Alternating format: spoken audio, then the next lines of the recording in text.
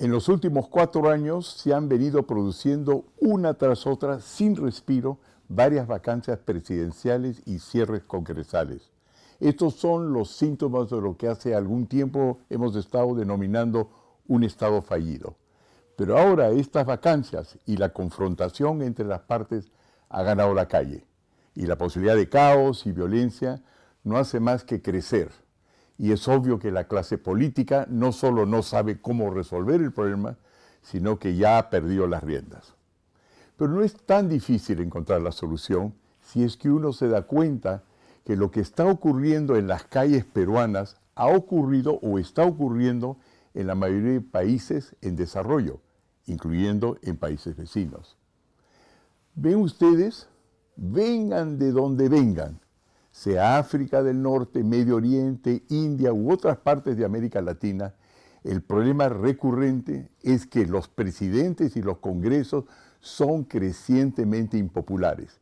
Y en todos ellos, cualquiera que sea el tipo de constitución que tengan, los que movilizan las marchas cuestionan la legitimidad de sus constituciones. Todo lo cual quiere decir que el contenido no es tan importante. El ataque directo, ya sea los políticos, sus partidos o sus constituciones, pueden o no ser justificados, pero son la parte superficial del problema. La parte fundamental del problema es que en todos ellos, que se llamen socialistas o capitalistas, social cristianos o hermanos musulmanes, aproximadamente el 70% de su población ha visto en las últimas 4 décadas al otro 30% prosperar a una velocidad que ellos no logran alcanzar. Esta mayoría, la del 70%, se caracterizan por no poder formar capital, garantizar crédito ni operar en mercados globales, de manera que puedan ser productivos. Con la crisis del COVID-19, esta desigualdad ha llegado a niveles dramáticos, pues las cifras de la Organización Internacional del Trabajo, la OIT, nos indican que solo en la primera parte de la pandemia, la gente en la economía informal ha perdido el 60% de sus ingresos y sus ahorros. Pymes, micros, pequeñas mineros, taxistas, bodegueros, todos están quebrando masivamente al punto tal que el director de esta organización, la OIT, el señor Guy Ryder, ha dicho que sin ahorros o acceso al crédito, él advierte, al final de este año, 3/4 partes de estas pymes simplemente perecerán. ¿Cuál es la solución? Definitivamente seguir saliendo a las calles para vacar otro gobierno y crucificar otros congresistas sin antes solucionar el problema fundamental, solo servirá para que los políticos que hoy movilizan la calle pronto salgan de ella, tomen el poder y vuelvan a fracasar, pues que el problema no se ha resuelto. Para encontrar una solución consensuada al problema, el que está detrás de todo eso y que esté a la medida de nuestras necesidades, 2 cosas son necesarias. La primera es aprender de los errores de otros países. Para ello, y a continuación, en el segundo y tercer bloque que siguen, reproducimos un documental que hicimos en Medio Oriente y Asia Central, donde hemos trabajado con varios jefes de Estado, nosotros los peruanos, y donde ustedes verán la enorme similitud que ocurrió durante las revoluciones árabes, por ejemplo, durante los últimos 10 años, donde la toma de las calles acabó ya sea colocando en el poder, en algunos casos, a gobiernos todavía más autoritarios e igualmente corruptos que los que fueron vacados, cerrados o encarcelados, y en otros se ha visto incrementar la actividad terrorista y criminal. La calle no es un lugar donde se encuentran soluciones. Después que vean este documental, espero que esto los convenza de que ganar las calles y derrumbar políticos puede ser justo, claro.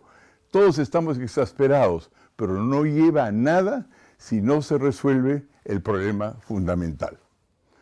La segunda cosa necesaria para encontrar una solución es llegar a un nuevo pacto social que incluya a los intereses del 70% de excluidos de nuestro país. El pacto social que hemos descubierto entre la gente misma y proponemos está referido en el cuarto y último bloque de este programa. Ahí encontrarán la lista de 200 asociaciones gremiales y populares del llamado Perú informal o Perú profundo, que se han unido a este pacto y cuyo objetivo es que todos tengan acceso al crédito, capital y mercados globales para que se forme el consenso necesario que en el país permita liberar al sector formal de las trabas innecesarias que lo tienen prostrado. Estas organizaciones representan a más de 10 millones de peruanos. Adelante entonces con los siguientes bloques.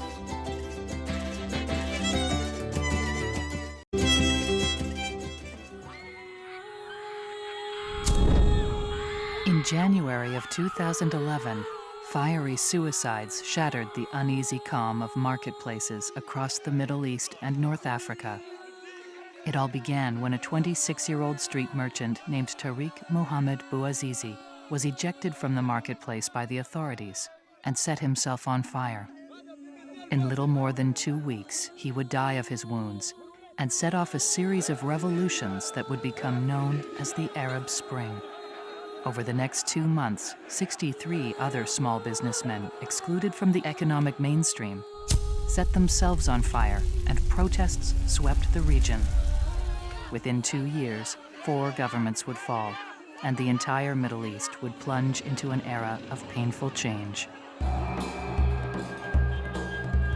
200 million Arabs on the street, protesting against the status quo. And either these people, who are the overwhelming majority, because we're talking in hundreds of millions, are included, or you're looking for trouble. Most observers see only a fundamental battle between conservative Islamists and those who seek a more liberal and secular government. And that battle most certainly exists. But the ongoing events of the Arab Spring are driven by a much more fundamental force: the basic right of all people to earn a living free of government corruption and repressive regulations. Outraged by decades of exclusion, tens of thousands of small entrepreneurs had finally lit the fires of the rebellion. Joined by millions more who, for years, have been locked out of the economic system, they are the unlikely heroes of the Arab Spring. And they have now become a mighty force for change.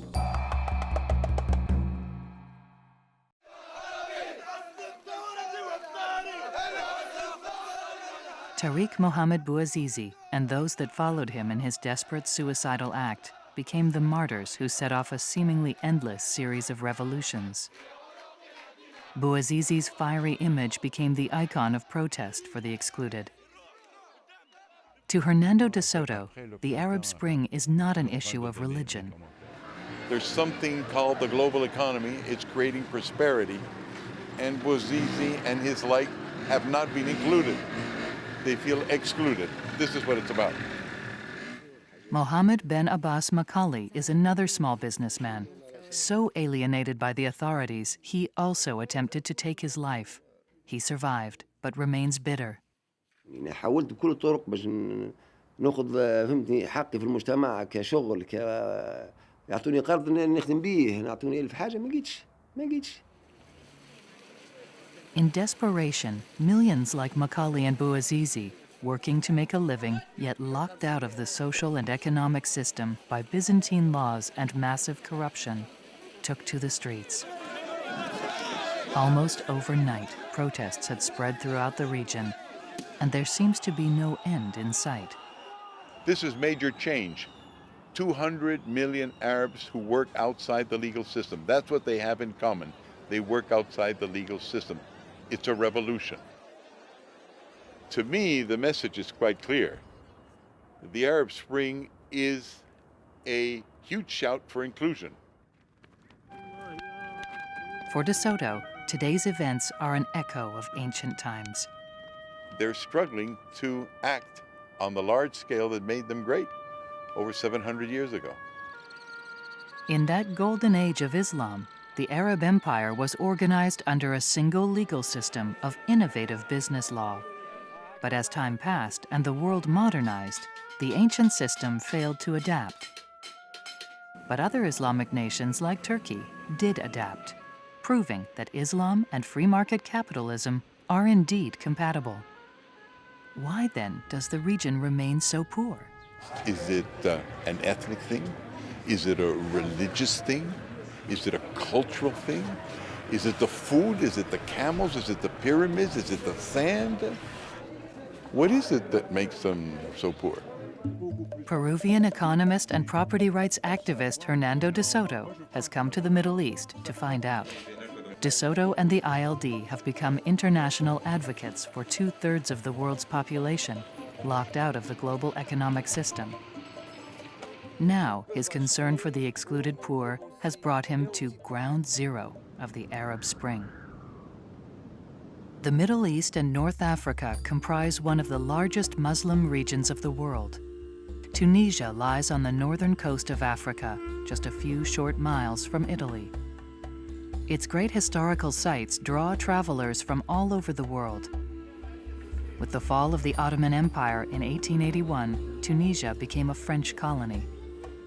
It gained independence in 1956, and until the present day was ruled by one-party autocrats. It is 98% Muslim. Its capital, the port city of Tunis, is home to a quarter of the nation's almost 11 million people.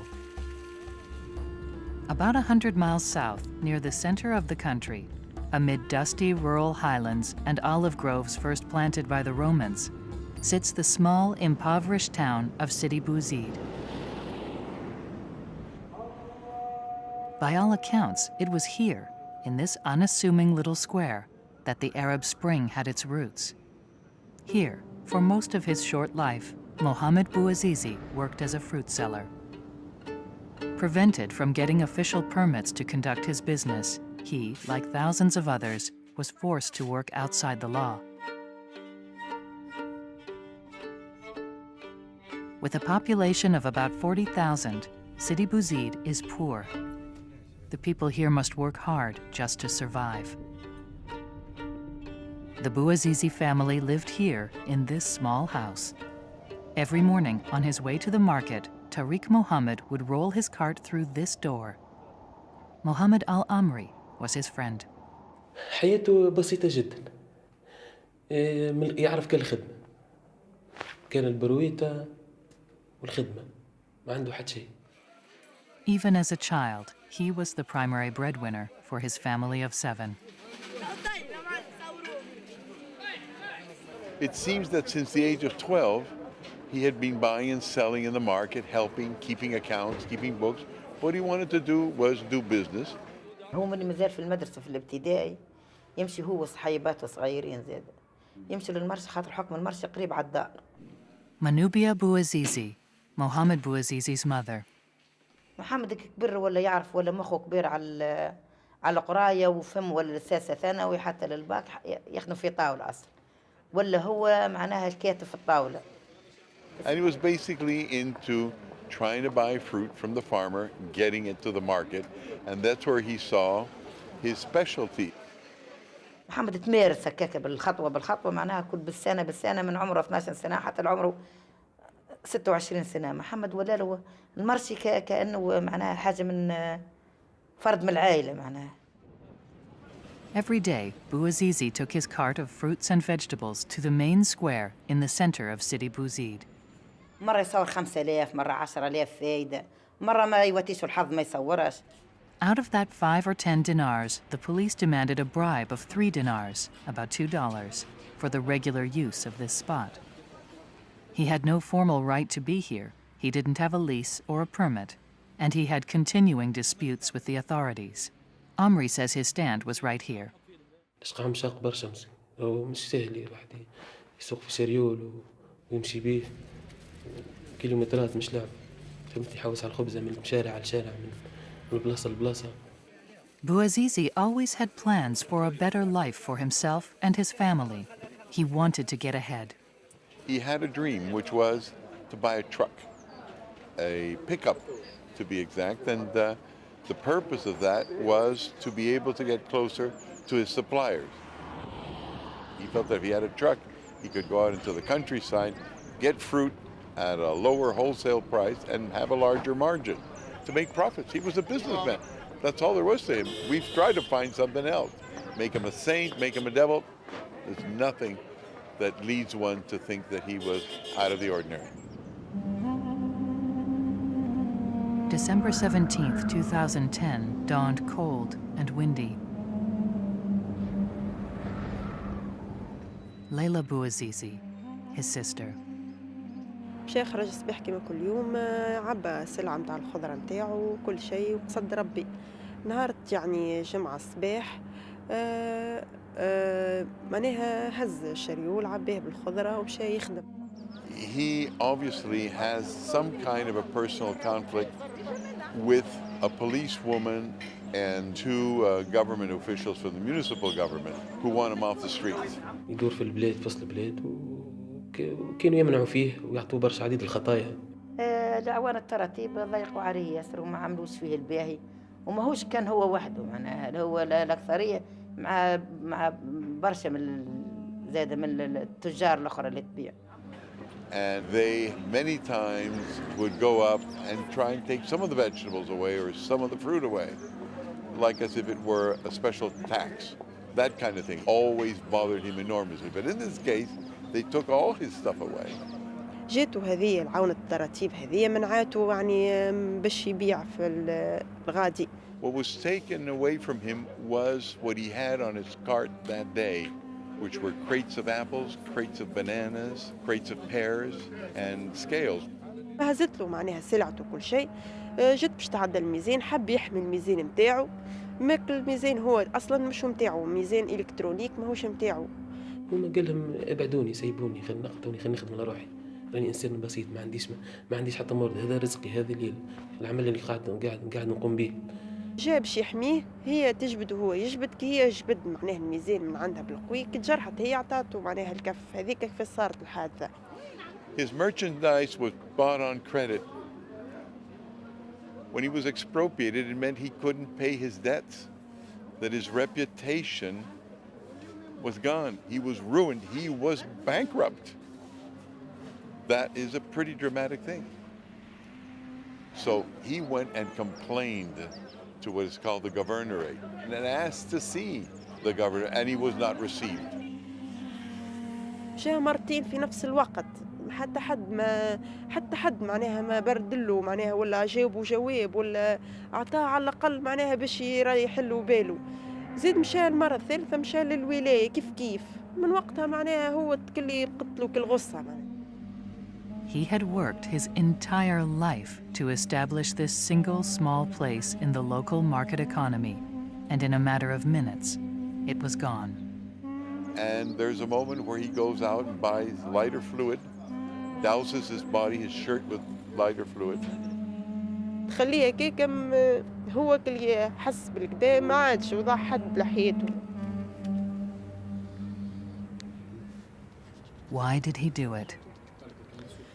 When we asked if he would be politically motivated, because obviously what he did has had tremendous political consequences, his mother replied to me, il ne regardait même pas les nouvelles, which means in French, he didn't even look at the news. He wasn't even a watcher of the news. عندوش كان إنسان يخدم على روحه، ما عندوش شي عم به سياسة وقت هو إنسان عايش حوس على خبزته. All he wanted was a simple permit for a permanent stand at the market. If the local officials had given him that, it would have changed his life, but they did not. And so, with his own hand, he ended his life, expressing the same profound anger and frustration felt by hundreds of millions of people across North Africa and the Middle East. His death has led to monumental strife and change. In Tunisia, demonstrations quickly led to the fall of the regime, release of political prisoners, and a newly elected government, but the turmoil continues. In Egypt, thousands of peaceful protesters poured into the streets, forced President Hosni Mubarak from power, and dissolved his ruling party. The Muslim Brotherhood won the first free elections in decades, only to have their candidate Mohamed Morsi removed by the military a year later, plunging the country into continuing conflict.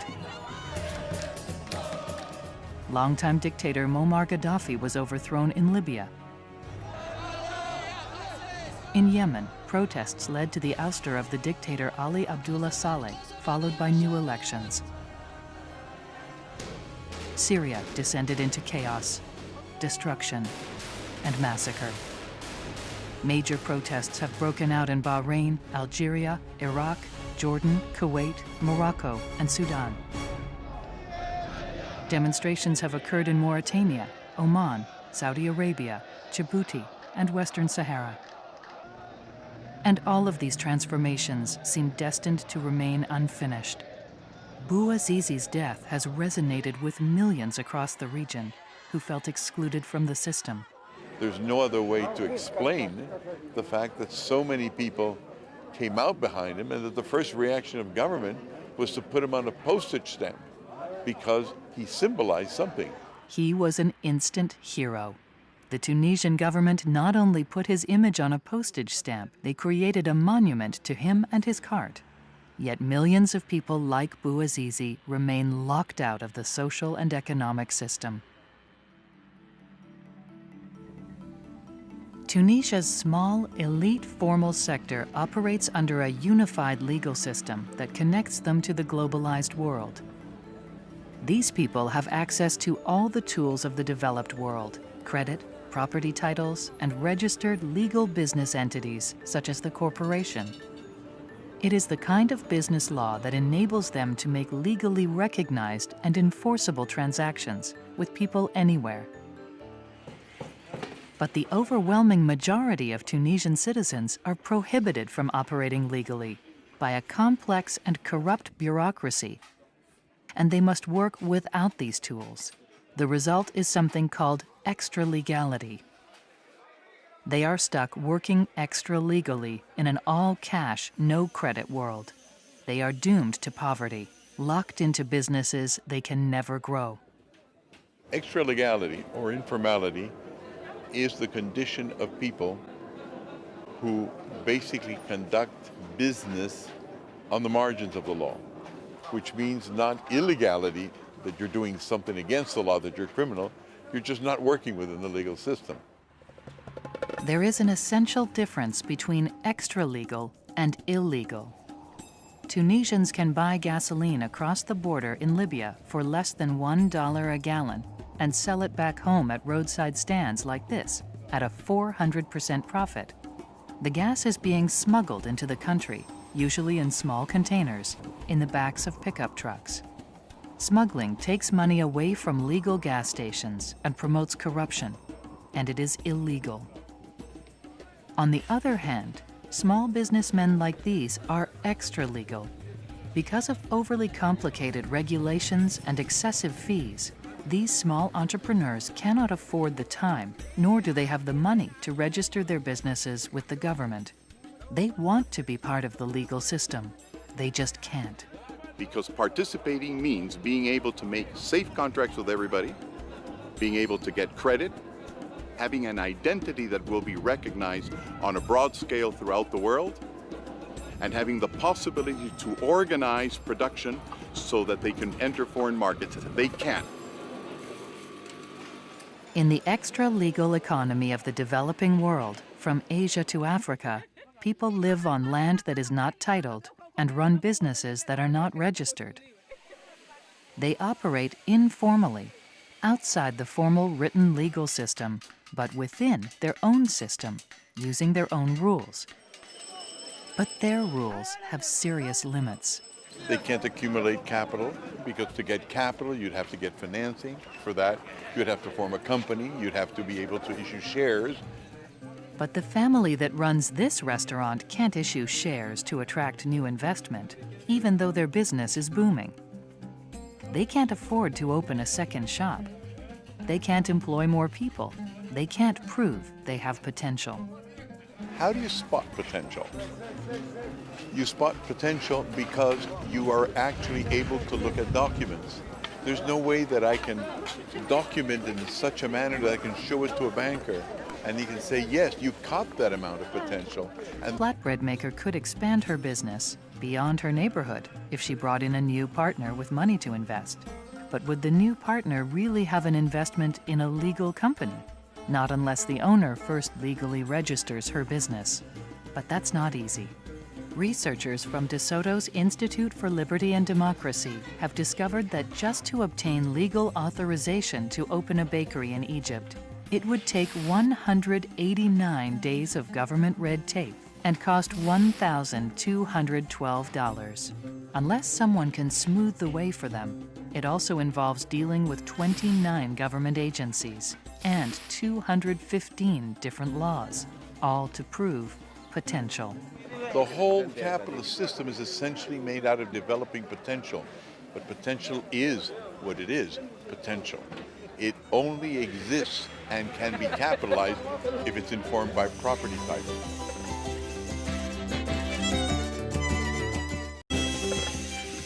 A locksmith who wants to pass his business on to his son would have a problem if he didn't have a property title. When he retires or dies, his son won't be able to legally inherit the business. Potential only exists if it's informed by the fact that I have limited liability so that I never run too many risks. Many businesses have unique risks. If there were an explosion or fire, would companies like this one be able to limit their liability? Or would they be forced to close? Would its owners lose everything? A sudden storm could ruin these fabrics. But without a legal title, they have no insurance, so they must take their chances. All of that potential cannot be picked up. It's like as if you had a fork and you were running it through water. You can't pick it up. So here's all the entrepreneurship, but there's no capital. The region is filled with highly skilled metal workers, but most have no legal documentation. They're unable to do business with people they don't know and are locked out of larger markets and the possibility of exporting their products. So being excluded in a capitalist system isn't because there are chains and barriers that separate you from something. It's simply because you don't have that range of documentation where everything of value is documented in such a way that there's absolutely no doubt. Capitalism is something that's invisible, it's written down. None of that exists here yet. Throughout the region, thousands of businesses operate outside the system without the benefits of good law. To get his business legally registered in Sidi Bouzid with full rights to sell in the market would have taken Bouazizi 54 procedural steps over 142 8-hour days at a cost of over $3,000, more than he earned in a year. Which is why virtually no one has a registered business. Here in Tunisia, Hernando de Soto and his Institute for Liberty and Democracy has revealed that 85% of all Tunisian businesses are extra-legal, as are 82% of Egyptian businesses and 85% of all businesses in Libya. With the vast majority of their citizens excluded from the marketplace, the countries of the Middle East and North Africa have little chance to prosper. None of the organization, none of the credit, none of the things that allow you to rate somebody on its potential. Just the desire to do something, but none of the laws and rules that allow us to get better organized. That's what's missing in the Middle East, and that's what's got to come. And not only business people are excluded. Most citizens of the Middle East have no legal title to their private property. And Mohammed Bouazizi was no exception. To get a property title to his deceased father's land, which he could have used as collateral to buy the truck he so desperately wanted, would have required 62 procedural steps over 499 days and cost almost $3,000. Many families have purchased plots of land here in Tadamoun, a subdivision of Tunis. Most have done so without following legal procedures because, like Bouazizi, they can't afford it. It would take at least 6 months of their lives and cost more than many make in a year. But they want to have documentation, so they create their own. Many have secured an extra legal document that proves, but only to those in the nearby community, that they have a right to their property. But the power of an extra legal document is limited to the local neighborhood. Perhaps no one will evict them, but no financial institution will give them a loan based on this document. If someone challenges their claim, they'll have a hard time proving their legal rights to it. And if the government wants to expropriate their property, it will be difficult or impossible to prove that they own it. But extra-legal documents are the best that 70% of the people across North Africa and the Middle East can achieve. Because of laws that are impossible to follow and having no one to facilitate the process, 92% of all Tunisians have no official titles to their property, nor do 90% of all Egyptians or 90% of Libyans. The single common economic denominator in the Middle East and North Africa is the huge number of people who are without property rights, who are doing business extra-legally. These are the people who remain at the heart of the Arab Spring. They are left with no means to generate capital, guarantee credit, or create additional value, the core financial tools of modern societies. Capitalism is not only about buying and selling. Capitalism is about having good property rights. It's about having good law. It's not a question of saying markets don't work. Of course they work. What doesn't work are the laws that are required for this to actually create the kind of prosperity and employment that this country needs. The poor are not only underemployed and locked out of the system, they are looked down upon. And the Arab word for that is hogra. What we gather from the different people we've talked to is that it has to do with contempt. Hogra is continuing and pervasive contempt, insults, and humiliation from officials, the police, and the bureaucracy against people who simply have no connections.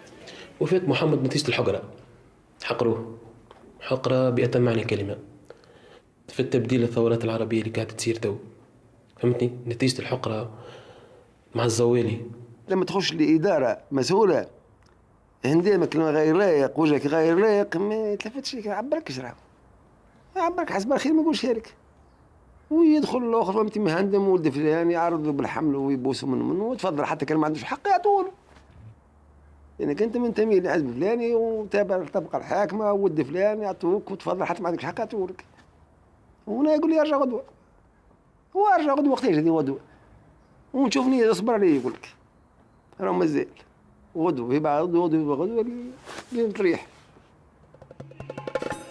Chebi Farid is an auto mechanic with decades of experience, but in 30 years he has been unable to overcome corruption and hogra to obtain a legal license to operate an auto repair shop.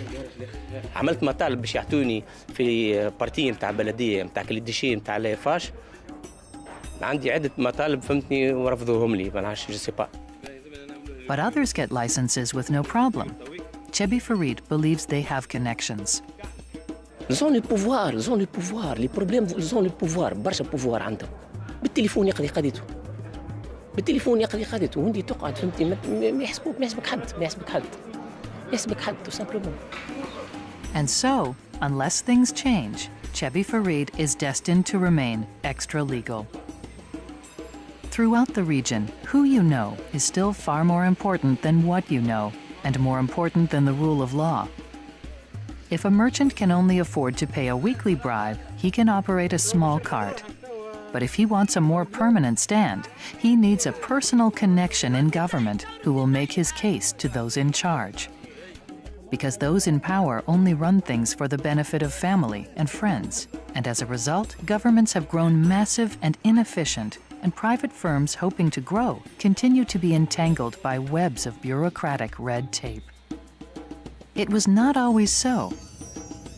In another time, it was as if the sun would never set on the wonders of Arab culture and the success of its legal system.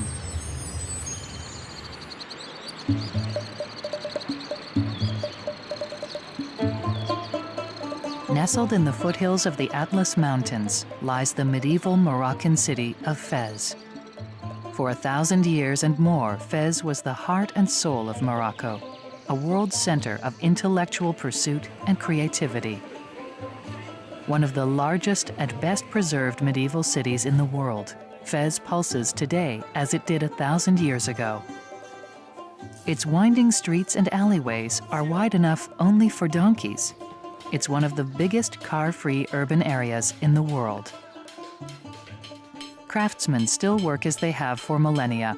Their skill and tradition has been handed down from father to son for generations. Centuries before European Enlightenment, Fez was the center of the Islamic world and the nexus of human civilization and achievement. There was a time when the Arab world was way ahead of all of us. The Arab world 1,000 years ago had enormous technological advantages over the West in many, many fields. Long before the birth of Europe's first universities, schools of higher learning were established across North Africa and the Middle East. Here in Fez is Karaween University. It is the oldest continuously operating university in the world. 1,200 years ago, it attracted scholars from East and West. At a time when the largest library in Europe housed just 5,000 books, 2 Muslim libraries held over 100,000 volumes each. It was a period of great Islamic advancement in learning. Islamic mathematicians developed algebra and trigonometry, combining Greek geometry with Indian and Babylonian ideas. And they brought the zero into modern civilization, and they had ships. They put in mathematics and astronomy. They started creating the check to begin with, systems of payment. Islamic astronomers made extensive and highly accurate maps of the heavens. Many of the stars in the sky are still known by their Arabic names. The ancient astronomers developed and refined astrolabes and sextants, water clocks, and timepieces. While Europe slept in poverty and illiteracy, Islamic scholars saved, translated, and studied the ancient Greek and Roman texts, which later found their way back into European thought.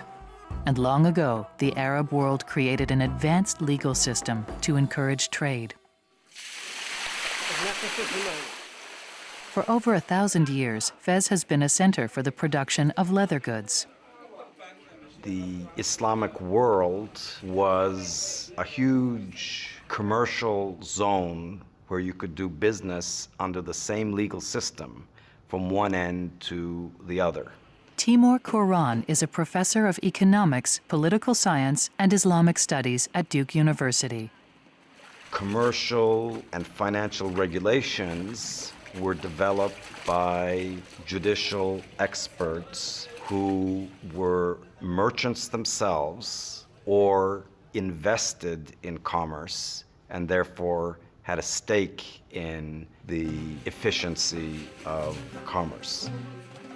Islamic trading laws of the day gave local merchants a competitive edge and thereby enriched the Islamic world. With the expansion of trade came the expansion of Islam. Because Islam was associated with a legal system that was compatible with commerce and that was useful in finance. These laws made it easy for even small merchants to combine capital and products from different families to form short-lived expeditions. When the expeditions returned, profits were split and the venture was ended as quickly as it began. Fez lay at the end of lucrative caravan routes south to Timbuktu and east to the Orient. Scores of caravanserai, or roadway inns, served the empire's traders. They stretched for thousands of miles across the region, each a day's travel apart. Traders would gather at the caravanserai to sell their goods or to join a caravan. They could safely spend the night, lodge their animals, and meet with other traders before their long journey. One of the problems with the Arab world is their immense culture. The huge civilization they represent, the traditions, the courage, the dignity, the beauty of the things they've been able to realize.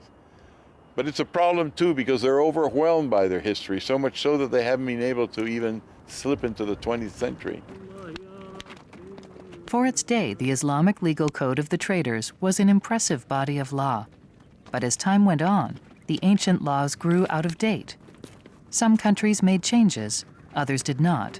And that contrast defines the region today.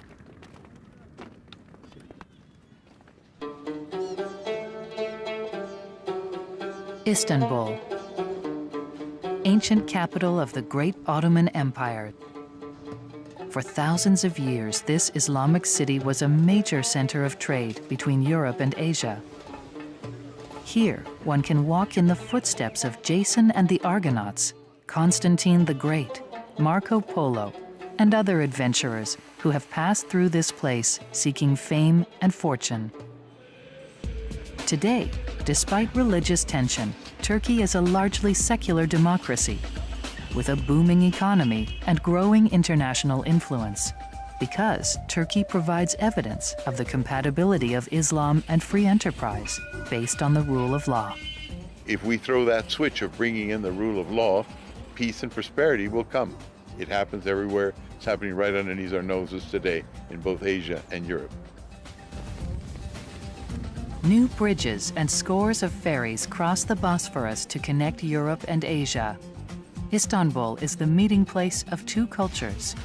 Located right where East and West meet, this ancient yet modern city embraces elements of both.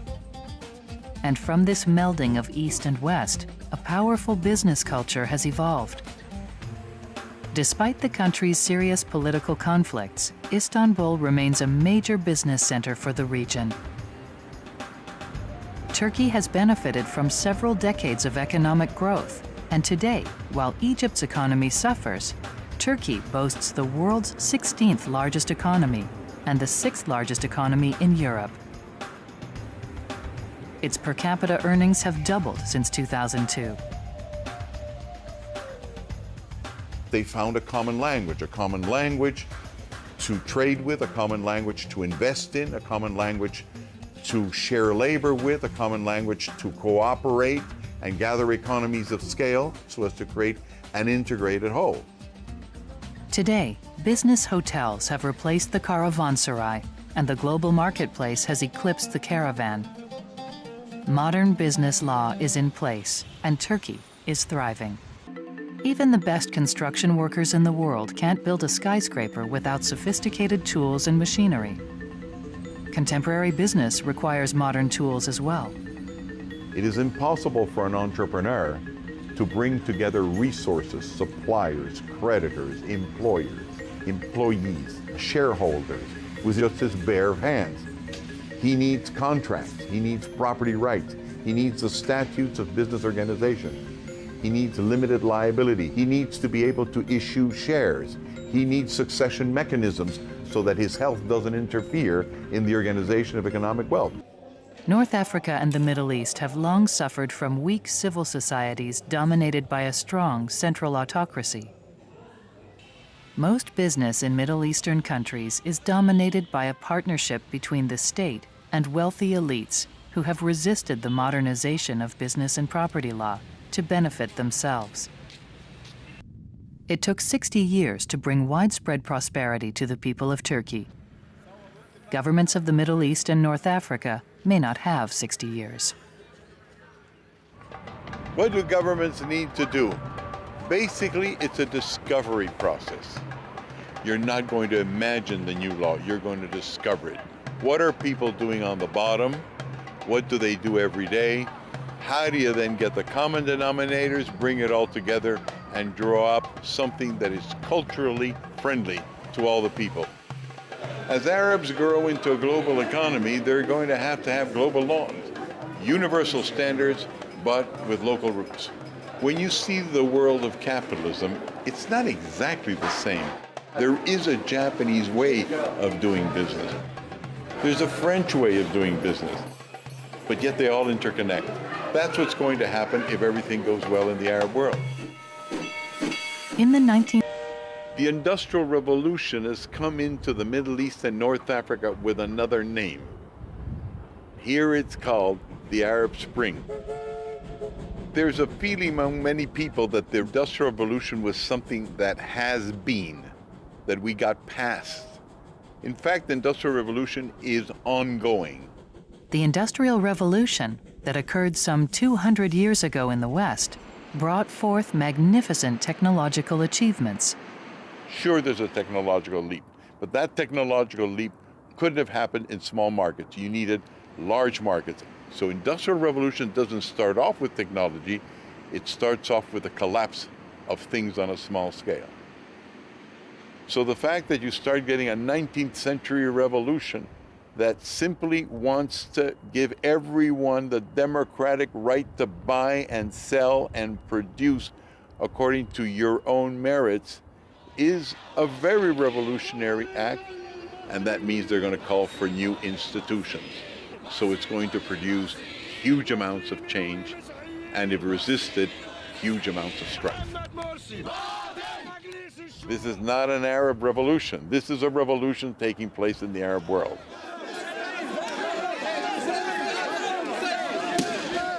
It is a revolution driven by radio, television, and especially social media. Those in power can no longer control what people see and hear. The poor have seen what others have, and they want it. Look at the rooftops of just about any Arab town, any North African town, and you will see that it is full of the discs, the antennae, and all the devices for being in touch with the rest of the world. And even when you're walking the streets and you see that everybody's got a cell phone, or people are watching TV, or they're in front of their computers, they know who's making progress and not making progress. They're not comparing themselves to their past, they're comparing themselves to the present they see elsewhere. So they want that same kind of modernity. It's the people that connect with each other in very simple, effective ways that create the wealth of an economy. I don't think that consciousness is yet here, or it's about to come with the likes of Bouazizi. That's why I think he's so significant. He may just break that trend of looking down at little people. When that happens, of course, there'll be enough space for business because people will start respecting the businessman.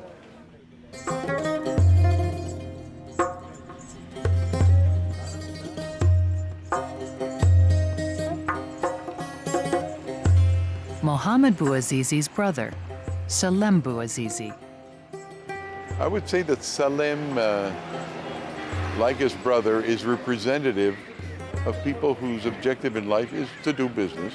كنت نخدم مع خويا ساعة في الخضرة، من بعد عام 96 من سيدي بوزيد جيت لصفاقس. Well, Salem Bouazizi is a carpenter. نخدم صالونات، بيوت قعاد، بيوت نوم، نجار عامة بصفة عامة. Like his brother, Salem Bouazizi is a businessman. He has 5 employees and makes frames for larger furniture. Also like his brother, Salem's business is completely extra-legal. He would like to expand and offer new services, but he has no legal standing. He can't enforce contracts or attract investors. So for now, he must stay small and keep out of the reach of corrupt officials, like those who preyed on his brother and drove him to suicide. عملنا الثورة وعملنا الواحد ضد الظلم وضد الاستبداد وضد الرشوة والفساد. وين فينا؟ احنا حاجتنا باش نخدموا على رواحنا ويبدأ خلونا نخدموا ويحيطونا مش يزيد يكسرونا. Salem and his wife, Salma Ameri, live in a rented apartment in this residential area on the outskirts of Sfax. He's a father of 2 small children, obviously a good son, obviously a good brother. He's a good family man. Salem is the future, but like so many, he's struggling, fighting government corruption and bureaucracy, trying to succeed in a competitive world. He and millions like him understand what's going on around them, and they seek change. الدولة تعاون كان في الكبير اللي عنده العمارات واللي عنده المليارات تزيد تعطيه باش يزيد يغم الزوالي والصغير قاعد في العبس. الدولة لها كان في الكبار والكبار هم ما يشبعوش. When tragedy struck the Bouazizi family in December of 2010, Salem and Salma Ameri were raising their first son. When Salma gave birth to a second son a month later, there was no hesitation. He was named Mohammed Bouazizi. The child would keep the memory of a lost brother and Salem's dreams for a better life alive. He's obviously a businessman. He obviously wants to grow. Salem longs to be part of the modern world, to grow his furniture business, to expand, to hire more employees, and to enter broader markets. He believes that he and all of the 200 million other embattled small businessmen across the region deserve a chance.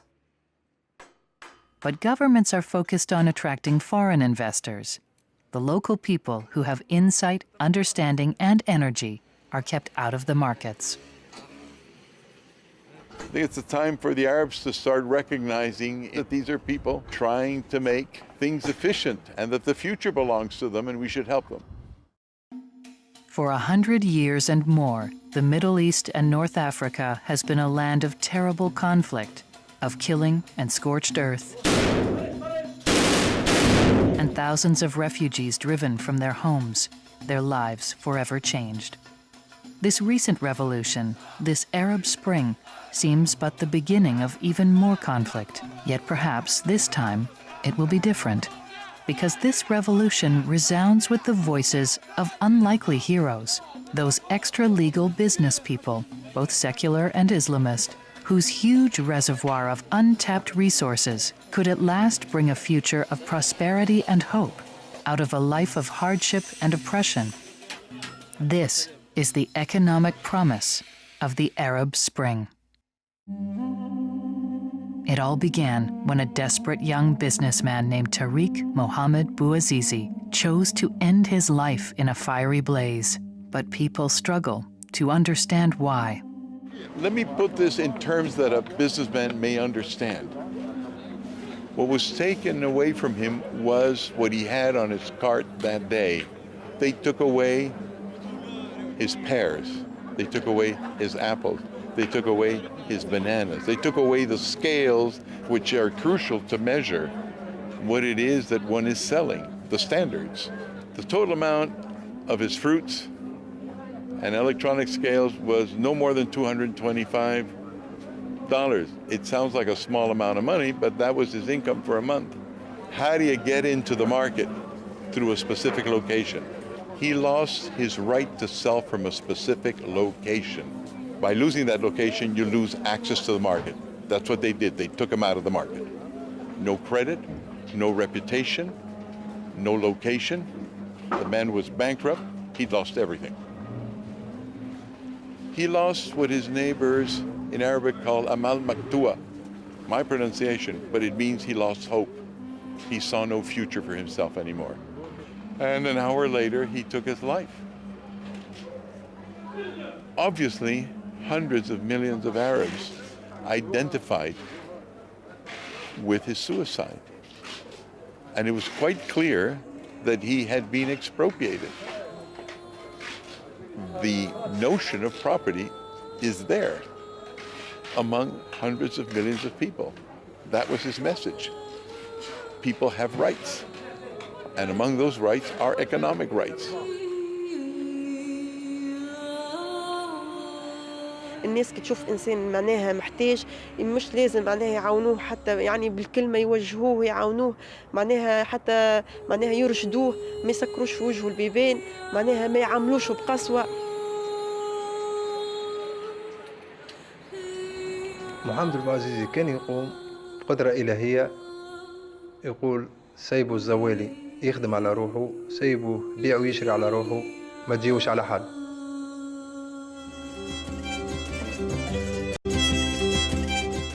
A continuación, sigue la lista de las 200 asociaciones gremiales y populares del llamado Perú Informal o Perú Profundo, al cual están afiliados unas 10 millones de personas que se han unido al pacto social que estamos promoviendo para que tengan acceso al crédito, capital, mercados globales y paralelamente formen una opinión que a un sector formal hoy día no muy popular permita liberarlo de las trabas innecesarias que lo tienen prostrado con una voluntad popular uniforme. La lista de los que se están adhiriendo al pacto social que se dirige a resolver los problemas fundamentales y no los superficiales sigue creciendo, porque cada día la gente en el Perú, a medida que pierde su esperanza, está más consciente que si no tiene trabajo ni puede crecer es porque tiene un Estado fallido, que no sabe dotarlo de las facultades necesarias para ser accionista, acceder al crédito, formar capital, fusionarse o ser integrados a empresas formales u operar a gran escala. El sector informal, integrado por el sector de la micro y pequeña empresa, ya sean mineros, agricultores o comerciantes, está liderado por 1 millón de gerentes. Gente pobre, pero son gerentes, que ahorita en plena pandemia son los únicos que pueden sustancialmente crear más puestos de trabajo sin mayor inversión a corto plazo. De hecho, ellos están sosteniendo la economía el día de hoy. Ellos son los que determinarán si se podrán desarrollar los enormes recursos que yacen debajo y crecen encima del suelo que hoy controlan. Amigos, no pierdan la esperanza, pues hay soluciones y la gran mayoría de nosotros los peruanos estamos a favor de ellos. Las soluciones no están en la calle. Muchas gracias y buenas noches.